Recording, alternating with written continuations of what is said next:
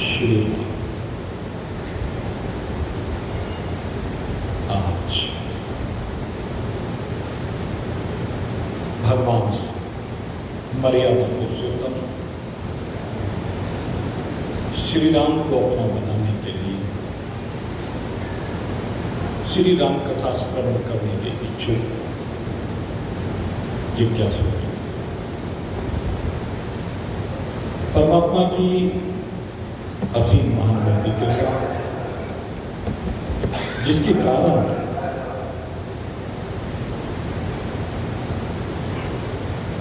इस शरीर को धारण करके हम इस दिव्य भूमि पर विराजित हैं।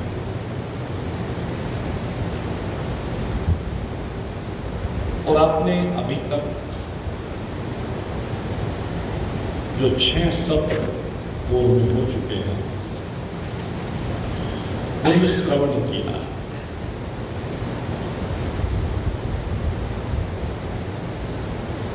श्री राम कथा की पात्रता के संदर्भ में श्री राम कथा की जो पात्रता होती है, जो अधिकारित्व होता है, उसी को नियम भी कहा जाता है। जैसे योग दर्शन उसमें 8 अंग होते हैं, यम, नियम, आसन, प्राणायाम, प्रत्याहार, धारणा, ध्यान और समाधि। प्राप्त तो समाधि को करना है, बाकी बीच में जो 7 अन्य अंगों की चर्चा की गई है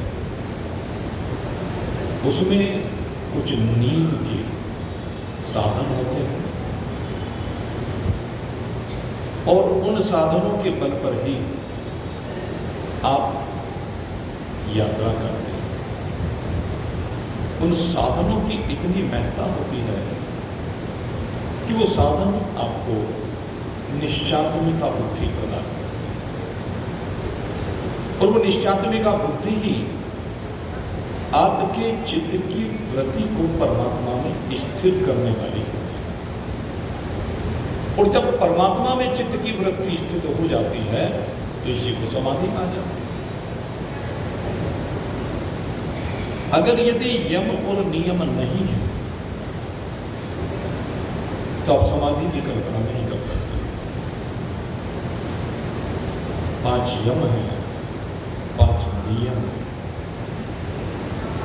अहिंसा, सत्य, अस्तेय, अपरिग्रह और ब्रह्मचर्य। सोच, संतोष, तप, स्वाध्याय और ईश्वर प्रणिधान, ये 5 नियम होते हैं। इसके बाद कहा कि आसन, भगवान का ध्यान करने के लिए बैठा तो आसन भी सिद्ध होना चाहिए, अर्थात वो आसन है जिसमें आप लंबे समय तक सुखपूर्वक बैठ सकें, लेट सकें। मैं थोड़ा सा इसमें ये भी संशोधन कर देता हूं क्योंकि शरीर की परिस्थितियां हैं। अब अगर किसी की शरीर की परिस्थिति बैठने लायक नहीं है, ऐसा भी तो संभव है। जब किसी की बैठने लायक परिस्थिति नहीं है, वो लेट कर ही जीवन की नैया को आगे बढ़ा रहा है, तो क्या लेट कर समाधि में नहीं पहुंच सकता? क्या खड़े खड़े समाधि में नहीं पहुंच सकता? मेरे मित्रों, सब प्रकार से समाधि में पहुंच सकता है। अपने मन से इस भ्रांति को बिल्कुल निकाल दीजिए।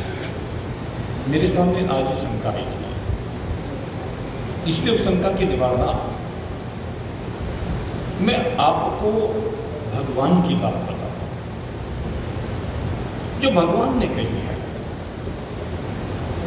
भगवान कहते हैं कि अभ्यास योग युक्तेन चेतसः नान्यकामे परमं पुरुषं देव जाति पात रचित। भगवान की इस बात को ध्यान रखने की आवश्यकता। भगवान कहते तो अभ्यास कर, किसी भी अवस्था में कर, शरीर तो विनाशी है। ये शरीर रहने वाला नहीं है, शरीर नित्य ही बदल जाने वाला है, नित्य परिवर्तित हो जाने वाला है। तो समाधि कोई शरीर की थोड़े ना लगनी है, शरीर की समाधि नहीं लगती। समाधि किसकी लगती है? इस शरीर के अंदर विराजमान जीवात्मा की समाधि लगती है। तो फिर शरीर की स्थिति कुछ भी हो, लेकिन एक बात है, जो भी स्थिति हो उसमें चंचलता नहीं होनी चाहिए। योग नाम ही इसी का है, चित्तवृत्ति निरोधस्य योगः। जब चित्त की वृत्ति एक जगह पर रुक जाए, एक जगह पर स्थिर हो जाए, एक में टिक जाए, तभी तो एक में लय को प्राप्त हो। इसलिए चित्त की वृत्ति को स्थिर करने के लिए आप चाहें तो लेटकर भी ध्यान कर सकते हैं, आप बैठकर भी ध्यान कर सकते हैं, आप चलते हुए भी ध्यान कर सकते हैं। और मैं तो सबसे श्रेष्ठ यही मानता हूं कि चलते चलते ध्यान, इससे बड़ी उपलब्धि किसी साधक की नहीं हो सकती। जब आपकी चलते चलते भी समाधि हो जाए तो वास्तव में यही समाधि कहलाती है। हमने इस चीज को अनुभूत किया है और अनुभूत करने के बाद ही आपको बता रहा हूं ये बात। जब भी मैं कोई आध्यात्मिक बात करता हूं, वो शास्त्र की बात करता हूं, संतों की बात करता हूं, भगवंत की बात करता हूं, और जो उन्होंने कहा है उसको अनुभूत करके करता हूं अधिकांश बातें। क्योंकि कुछ बातें ऐसे हैं जो अनुभूत नहीं भी हो पाती हैं, तो उनको प्रमाण के रूप में शास्त्रों से लेकर आपके सामने रख देता हूं। लेकिन ये जो मैं बता रहा हूं कि चलते चलते समाधि, ये अनुभूति का विषय। समाधि है क्या? जब चलते चलते भी आपको संसार और संसार के पदार्थों का बोध ना है, चलते चलते भी आपकी वृत्ति केवल परमात्माकार हो, इसी का नाम समाधि है।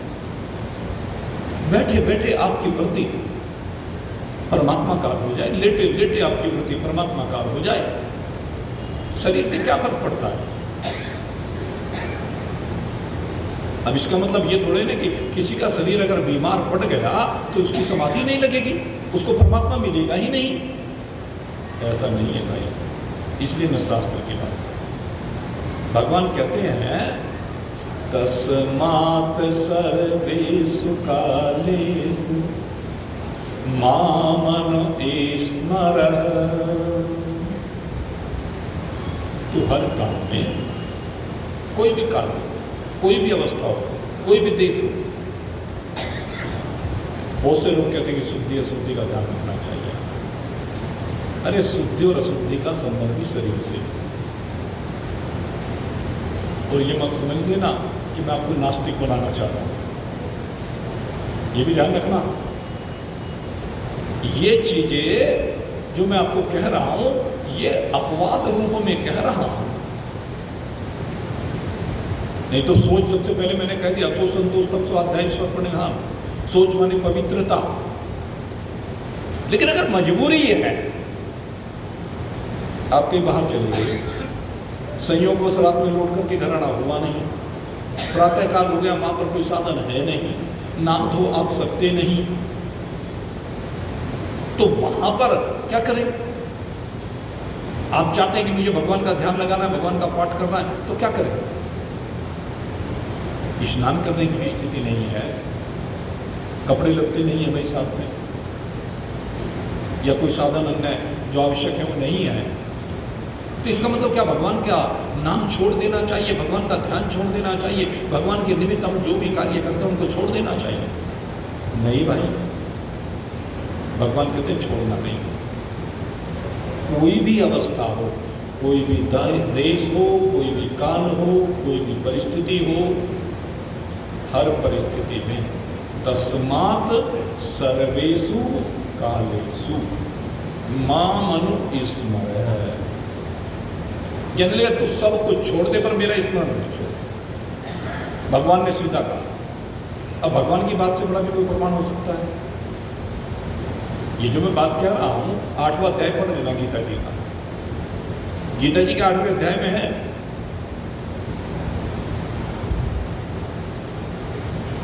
और दूसरी बात गोस्वामी जी महाराज जिसकी अब हम कथा को प्रारंभ करने जा रहे हैं, वो क्या कहते हैं?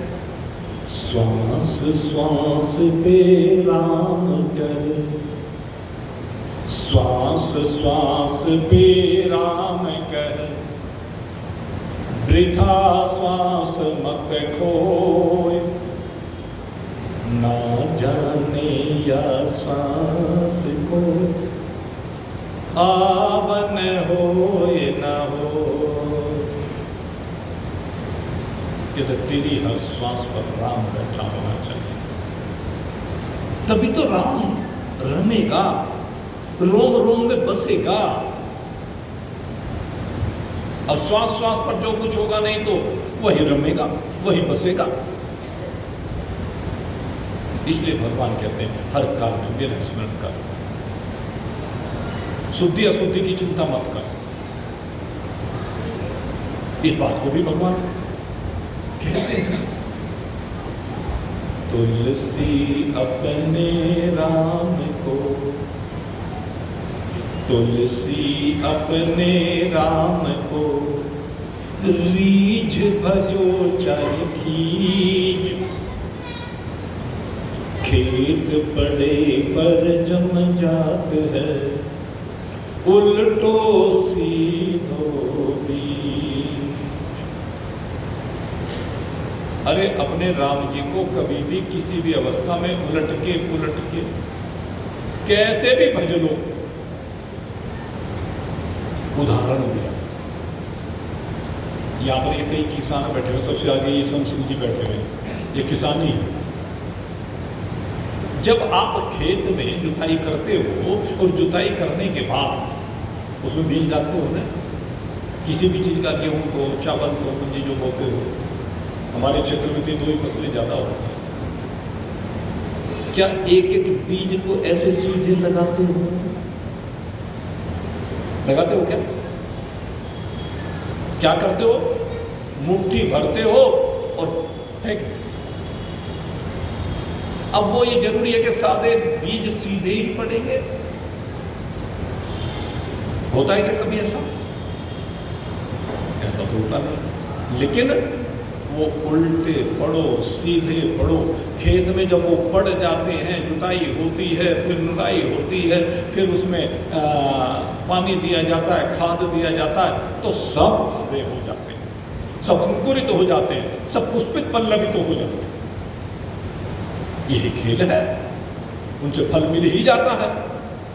तो ठीक इसी प्रकार से कहा, ये राम नाम की खेती जब आपको करनी है तो राम के नाम का बीज बोते जाओ।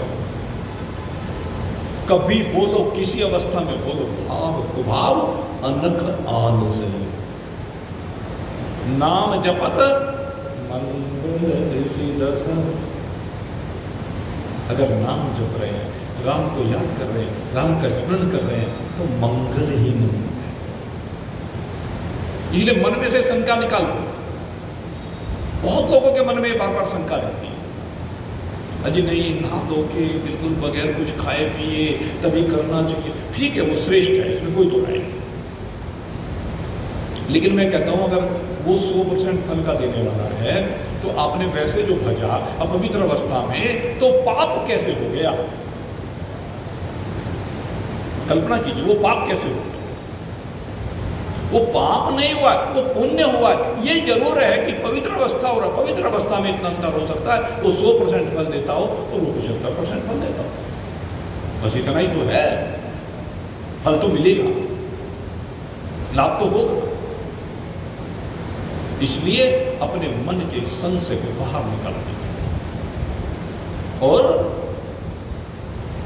अपने राम को भजते रहिए, राम को जानने का प्रयास करते रहिए।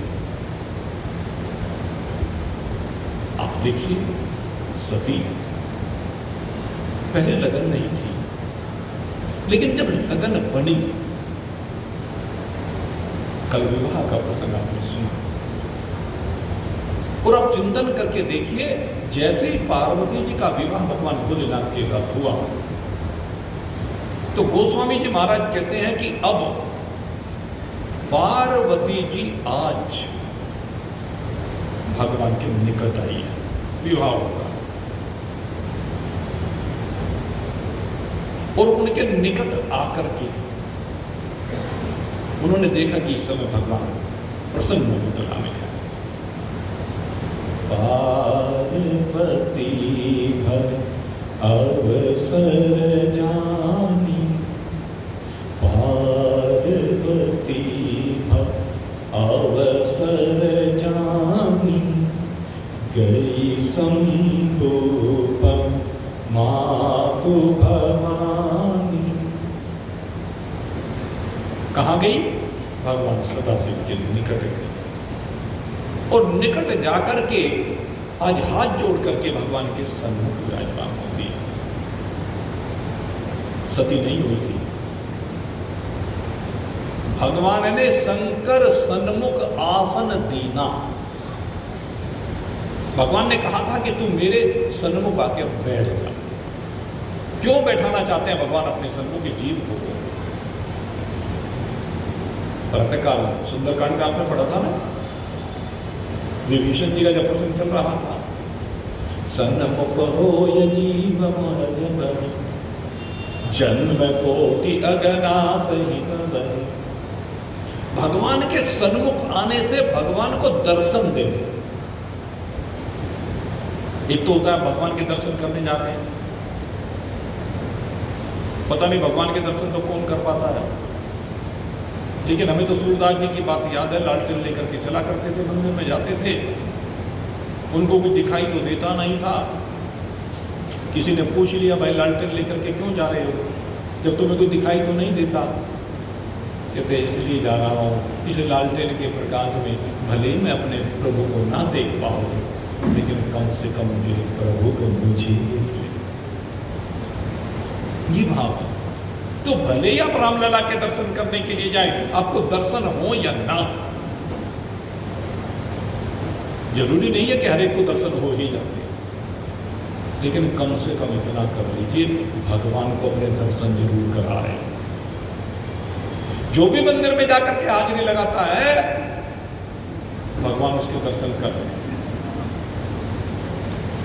और जो मंदिर में जाकर हाजिरी लगाता है, भगवान जिसके दर्शन कर लेते हैं, भगवान कहते हैं मैं उसे दर्शन दे ही देता हूं। अगर आपके अंदर ये बात होता है कि आप भगवान को दर्शन दे सकें, बात ये भी भगवान के सन्मुख जाने की हिम्मत भी होनी चाहिए, भगवान को दर्शन देने की शक्ति सामर्थ्य भी होनी चाहिए।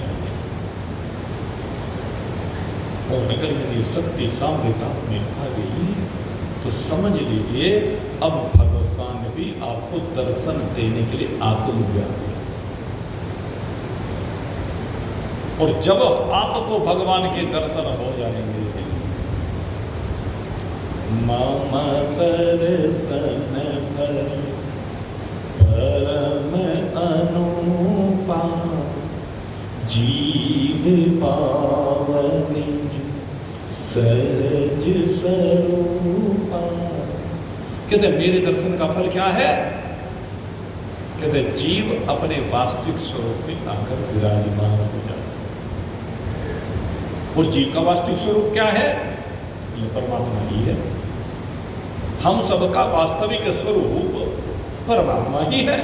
परमात्मा से भी अलग हमारा कोई स्वरूप नहीं है। ये जो सृष्टि का आरोप हुआ है, जब इस सृष्टि का अपवाद किया जाता है, इस सृष्टि को लय किया जाता है, अनेक प्रकार की प्रलय होती है। कहते जब जल प्रलय होती है तो ये भूदेवी जल में लय हो जाती है। तो सारी सृष्टि जल में समा जाती है। ऐसे ही जब अग्नि प्रलय होती है तो सारा जल अग्नि में समा जाता है। वायु प्रलय होती है तो सारा वायु में समा जाता है। और जब आकाश की प्रलय होती है तो सब कुछ आकाश में समा जाता है। और आकाश सब कुछ को अपने में समाहित करके अपनी प्रतिष्ठा में अचल खड़ा रहता है, क्योंकि आकाश सदा ही असंग है। भगवान अवधूत दत्तात्रेय ने अपने जो गुरु बनाए उनमें आकाश को भी गुरु बनाया और कहा कि तुम आकाश की तरह से रहना सीखो। आकाश को गुरु किस लिए बनाया? कहते आकाश असंग है। धरती कितनी ही डोलती रहो, आकाश पर कोई प्रभाव पड़ता है? कितने भूकंप आ जाओ, उलट पुलट हो जाओ, धरती प्रभाव पड़ता है क्या आकाश में? समुद्र में कितने तूफान आ जाओ, सुनामी आ जाओ, धरती पर कितना ही विध्वंस मचा दो समुद्र, आकाश पर कोई प्रभाव पड़ता है क्या? अग्नि इस धरती पर जीवों को, जगत के पदार्थों को जला करके राख कर दे, इतनी प्रचंड अग्नि पर आकाश पर कोई फर्क पड़ता है क्या? आकाश में उसके जलने से गर्म होता और न बुझने से ठंडा होता। आकाश तो अपनी प्रतिष्ठा में जो का तो अचल रहता, आकाश के ऊपर कोई प्रभाव नहीं पड़ता। वायु कितनी ही तीव्र गति से चले, तूफान आ जाए, पेड़ पौधे, मकान दुकान फैक्ट्रियां सबको विध्वंस कर देता, लेकिन आकाश के ऊपर कोई प्रभाव पड़ता है? आकाश तो अपनी प्रतिष्ठा में जो का तो अचल रहता है। तो सारे भूतों का लय आकाश में हो जाता है, आकाश असंग रहता है। अब मेरे सामने एक प्रश्न हो रहा है कि आकाश असंग है, आकाश निराकार है, आकाश निर्गुण है, ये सारे परमात्मीय गुण है। तो बस आकाश में ही सब कुछ, यहीं पर लय हो जाता है, आकाश के आगे कुछ नहीं लय होता। तो इस भ्रांति को हटाने की आवश्यकता है।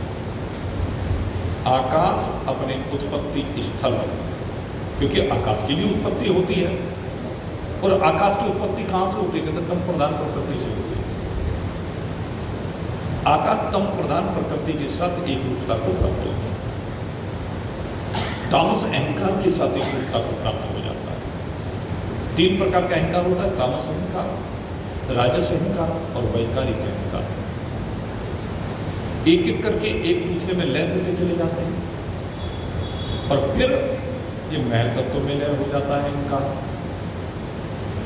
और महतत्व मूल प्रकृति में लय हो जाता है, और मूल प्रकृति परमात्मा में लय को प्राप्त हो जाती है। तब परमात्मा के अलावा और कुछ भी नहीं रहता है। सबकी वास्तविकता एक परमात्मा ही रह जाती है। यही है मम दर्शन परम अनुपा जीव पावन सहज स्वरूपा, यही वास्तविकता है। जब भगवान का दर्शन होता है, आत्मदर्शन इसको कहा गया है, परमात्मा दर्शन इसको कहा गया है, तो कहते अपना सहज स्वरूप अवस्था में आ जाता है। शंकर भगवान सहज अवस्था में तो कहते, कल आपको बताया था, शंकर सहज स्वरूप समारा लाग समाधि अखंड अपार। कब लगी अखंड समाधि? जब भू से संपर्क खत्म, जल से संपर्क खत्म, अग्नि से संपर्क खत्म, वायु से संपर्क खत्म, आकाश से संपर्क खत्म।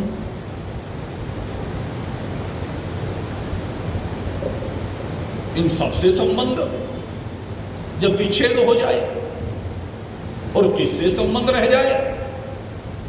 कहते केवल परमात्मा से। आपका संबंध जब केवल परमात्मा से रहता है। भगवान सदाशिव शरीर भाव से अलग हो गए, शरीर की सुध बुध रही ही नहीं।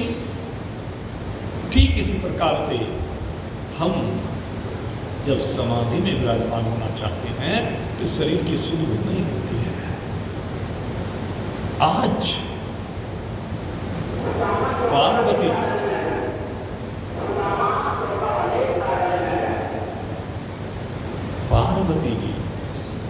इसी अवस्था को प्राप्त करना चाहती, इन्हीं भगवान का दर्शन करना चाहती। इसलिए आज पार्वती जी भगवान शंकर के पास आई है और आकर प्रार्थना की है, जो मोह पर सन्न सुख राशि। हे प्रभु, अगर आप मुझ पर प्रसन्न हो, अब अभी विवाह होके आए हैं तो प्रसन्नता तो स्वाभाविक होगी ही, लेकिन फिर भी कहते अगर आप प्रसन्न हो, आप मेरे जो साधना की, तपस्या की, क्योंकि पार्वती ने बहुत साधना की है, तब जाकर के भगवान भोलेनाथ का मिलन हुआ है, ऐसे नहीं मिले। ये साधनाओं का एक फल होता है। ये जो पति और पत्नी बनकर के आते हैं तो एक दूसरे की साधनाएं होती हैं, एक दूसरे के कर्म होते हैं। आप ये कह लीजिए, साधना ना कहें, क्योंकि साधनाएं तो महान पुरुषों के लिए होती है। महान पुरुषों की प्राप्ति के लिए, भगवान की प्राप्ति के लिए साधना होती है। लेकिन संसार में सब महान पुरुषों को प्राप्त करना नहीं चाहते, संसार में सब भगवान को तो पाना नहीं चाहते। दिले जो जिसको पाना चाहता है वैसे ही कर्म करता है। वहां पर मैं इसलिए कर्म कहता हूं, साधना नहीं कहता हूं। और उन्हीं के अनुसार संयोग बन जाते हैं, उन्हीं के अनुसार उनका ऋण का लेना देना प्रारंभ हो जाता है। लेकिन माता पार्वती ने बहुत तप किया। ये जो हरिद्वार है ना, हरिद्वार में एक मंदिर है जिसको कहते हैं बिल्केश्वर महादेव मंदिर।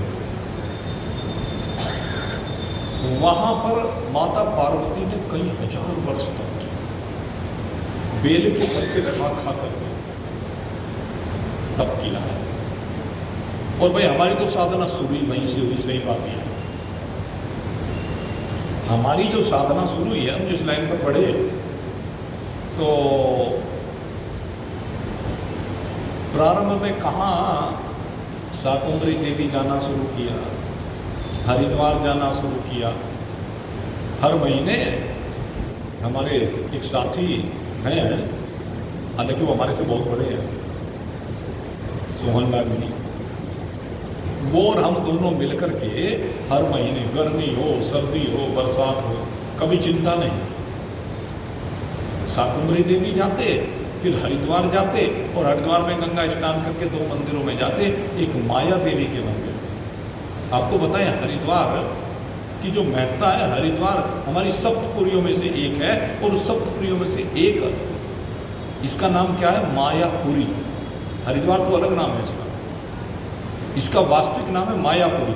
और वो मायापुरी इसलिए है कि वहाँ माया देवी प्रतिष्ठित है, सती का एक अंग वहाँ भी गिरा, इसलिए वो माया देवी के मंदिर में दर्शन करने जाते, उससे हमें शक्ति मिली। फिर हम बिल्केश्वर महादेव जाते, जहाँ पर माँ पार्वती ने तपस्या की थी, उसी की तपस्या का परिणाम है कि उनके तप का ये प्रभाव हुआ, जो वहाँ से हमें शक्ति मिली। ये तीनों मंदिर बड़े दिव्य हैं। तो जहाँ पर उन्होंने तप किया, उस तप के प्रभाव के कारण ही आज वो भगवान शंकर के सन्मुख आने की हिम्मत कर पाई। नहीं तो सती शंकर भगवान ने कहा तब भी सामने नहीं आई, शंकर सन्मुख आसन नहीं आई, फिर भी सामने आ जाए। भगवान के सामने ऐसे नहीं जाया जा सकता, बहुत तप करना पड़ता। इसीलिए आज कहा, जो मोह पर प्रसन्न सुख राशि।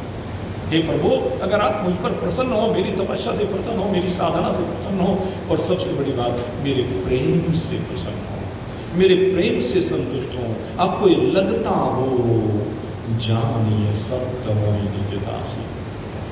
और अगर यदि आपको लगता है कि हाँ मैं वास्तव में आपकी दासी हूं, आपके चरणों की दासी हूं, आपकी सेवा के लिए आई हूं और आपकी सेवा कर सकती हूं। तो हे प्रभु आज मेरे ऊपर कृपा कर दे। सती के चरित्र में कहीं इस तरह का भाव नहीं आया, कोई श्रद्धा नहीं आई, कोई विश्वास नहीं। बताओ सब भगवान शंकर के वचनों में श्रद्धा है क्या उसको? नहीं है। भगवान शंकर पर विश्वास है? नहीं है। अगर होता तो मान लेती कुंभज ऋषि के वचनों को। राम कथा मुनि वर्ग बखानी, सुनी महेश परम सुख मानी। भगवान ने जैसे सुख को प्राप्त किया ऐसे वो भी प्राप्त कर लेती।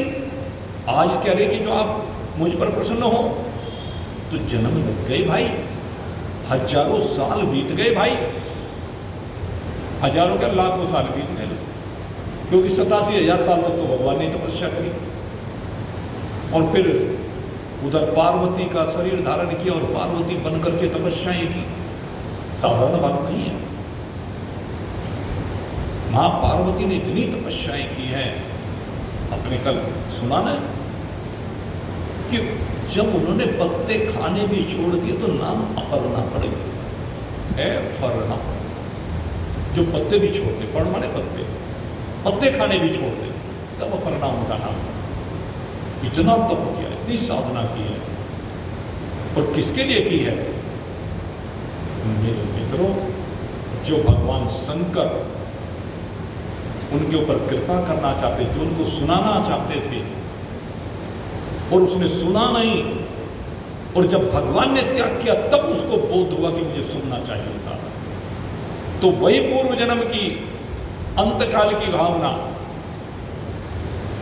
आज उदित हुई। जहां पे छोड़ के जाओगे ना, अगली जिंदगी वहीं से शुरू होगी, बता दूं आपको। ये ठीक इसी प्रकार से है। मान लीजिए आप शामली से चले रामेश्वरम के लिए, अब रास्ते में भोपाल आ गया, रात हो गई, आपने वहां होटल लिया, होटल में सो गए, प्रातःकाल उठे, तो प्रातःकाल यात्रा कहां से प्रारंभ होगी? शामली से होगी कि भोपाल से होगी? बस यही बात है। ये जो मृत्यु कही गई है, जो शरीर का परिवर्तन कहा गया है, ये तो एक विश्राम है, रात्रि का विश्राम है। इस शरीर को छोड़ने के बाद भी यात्रा आगे बढ़ेगी, और वहीं से बढ़ेगी। पार्वती जी प्रमाण है, क्योंकि अब सती के मन में इच्छा हुई थी, इसलिए आज पार्वती के मन में वही संकल्प उदित हो गए। सबके स्वभाव अलग अलग क्यों है? भगवान ने तो सबको शरीर तो एक जैसा दिया, लेकिन सबके शरीर अलग बन गए। क्यों? क्योंकि ये जन्म जन्मांतर के संस्कार, जन्म जन्मांतर के कर्म, वो शरीरों के निर्माण के हेतु बनते हैं। इसीलिए सबके शरीर भिन्न प्रकार के बनते हैं, सबके कर्म भिन्न प्रकार के होने के कारण से उनकी यात्राएं भिन्न प्रकार की हो जाती हैं। आज जहां से यात्रा छोड़ करके चली, अब पुनः वहीं से यात्रा प्रारंभ हो गई। अब जिज्ञासा उत्पन्न हुई, आज अधिकारी बने हैं। राम कथा ते अधिकारी, जिनते सत्संगत अति प्यारी। राम कथा के अधिकारी कौन है? कहते जिनको सत्संगत प्यारी, सत तत्व प्यारा है, जो सत्य का संग करना चाहते हैं। आज सती उस सत्य का ही संग करना चाहती है, पर पार्वती बनकर करना चाहती है। और जब ये संग करना चाह रही है तो क्या कहा? तो प्रभु हरहु मोर अज्ञाना, हे प्रभु मेरे अज्ञान का अपहरण कर दीजिए। क्योंकि सती के शरीर में अज्ञान का हरण नहीं हुआ, लेकिन जिज्ञासा पैदा हो गई थी। सती मरत हरिसन वर मांगा जन्म जन्म शिवपद अनुराग। शरीर के रहते हुए अनुराग नहीं हुआ, शरीर को जब त्याग रही है तब अनुराग हुआ, इसलिए अंतमता से होता उसका परिणाम। अब कहती है मेरा अज्ञान का हरण कीजिए। कहने लगे कौन से अज्ञान का हरण करो? भगवान भोलेनाथ ने पूछा कौन सा ज्ञान है तुम्हें? भगवान अनभिज्ञ से बोले, सब कुछ जानते हैं कि इसके ऊपर में अब वो गत जन्म के जो संस्कार है, वो संकल्प आज स्फुरित हुए। जानते सब हैं, लेकिन कुछ नहीं था। पूछा कौन से ज्ञान का हरण करना चाहती हो? कहते प्रभु, जो आपने पूर्व जन्म में मुझे राम को जनाने का प्रयास किया और मैंने जानने का प्रयास किया नहीं, प्रभु आज मैं उसे जानना चाहती हूं। अब आप करी रघुनाथ कथा विधिनाना, मुझे उन रघुनाथ की कथा को कहिए। और जैसे भगवान सदा सिद्ध आज पार्वती की इस भाव को जानना है कि रघुनाथ की कथा सुनना चाहती है, तो उनके हृदय में अति प्रेम उमड़ गया। राम जी का नाम लेते ही प्रेम उमड़ गया। यह है भगवान शंकर की विशेषता। कोई उनके सामने राम का नाम ले लेता है तो बस हृदय प्रेम से संयुक्त हो जाता है। जैसे आप जानते श्री सुखदेव जी, जिन्होंने श्रीमद् भागवत कथा परीक्षित जी को सुनाई है। समझना इस बात को, बहुत बड़ी गहरी बात है बड़ी।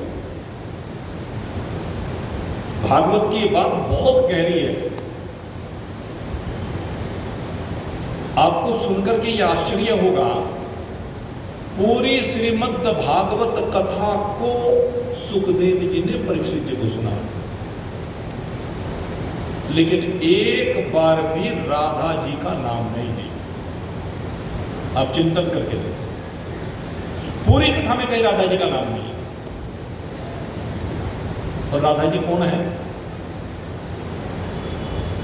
सुखदेव जी राधा जी के ही शिष्य हैं। सुखदेव जी राधा जी के ही शिष्य हैं। राधा जी को अपनी इष्ट मानते हैं। राधा जी सुखदेव जी की गुरु हैं। वैसे तो जनक जी से भी उन्होंने ज्ञान लिया, लेकिन उन्होंने अपने हृदय में राधा जी को धारण किया हुआ है। आप विचार करके देखेंगे, जब भी कोई कथावाचक कथा करता है, क्या अपने गुरु का नाम नहीं लेता है? अरे कथा में जिससे उसने शिक्षा ली है, जिसने उसका मार्गदर्शन किया है, प्रसंग बस जब भी कोई चर्चा शुरू हो तो उसमें अपने गुरुदेवों का नाम लेता है। मैंने गुरुदेवों कहा, ये ध्यान रखना, केवल गुरुदेव नहीं कहा, क्योंकि जीवन में अनेक गुरु होते हैं। समय समय पर बहुत जगह से निर्देशन मिलता है, वो अलग बात है कि हम अंत में एक जगह पर हमारी निष्ठा स्थिर होती है, और जहां पर निष्ठा स्थिर हो जाती है वही सदगुरु कहलाते हैं। अब जिस प्रकार से हम हैं, मान लीजिए हमारे जीवन में अनेक संतों ने अपनी कृपा दृष्टि के द्वारा हमें लाभान्वित किया। अनेक महान पुरुषों ने हमारे ऊपर कृपा की। उसमें चाहे सामने में आने वाले स्वामी शंकरानंद जी महाराज हैं, उनमें चाहे पक्की गढ़ी में विराजमान परम श्रद्धेय स्वामी स्वरूपानंद जी महाराज, और भाई मैं तो आज तक जितने भी महान पुरुषों से मिला, मैं इस बात को बिल्कुल एक वो कहते हैं 1,00,000% की बात, बिल्कुल दृढ़ निश्चय के साथ अपने अनुभव के आधार पर कह सकता हूं कि उन्हें जैसा महात्मा हमारे समकालिक समय में एक भी नहीं मिला। ऐसे दिव्य महान पुरुष स्वामी स्वरूपानंद महाराज। हम महात्मा का जो स्वरूप देखना चाहते हैं कि उसके अंदर ज्ञान कूट कूट कर भरा हुआ हो, ज्ञान हिलोरे मार रहा हो, ज्ञान से लबालब हो उनका हृदय, ये चाहते हैं। दूसरी बात, हम चाहते हैं कि वो पूर्ण वैरागी हो। यद्यपि ये जो वस्तुओं संबंधी वैराग्य है इसमें प्रारब्ध का रोल होता है, क्योंकि सबके अपने अपने प्रारब्ध होते हैं। प्रारब्ध के अनुसार कई महात्मा महलों में रहते हैं और कई झोपड़ियों में रहते हैं, लेकिन निश्चय दोनों का एक ही होता है। जो महात्मा पूरे होते हैं उनका दोनों का निश्चय एक ही है। क्या निश्चय है? महलों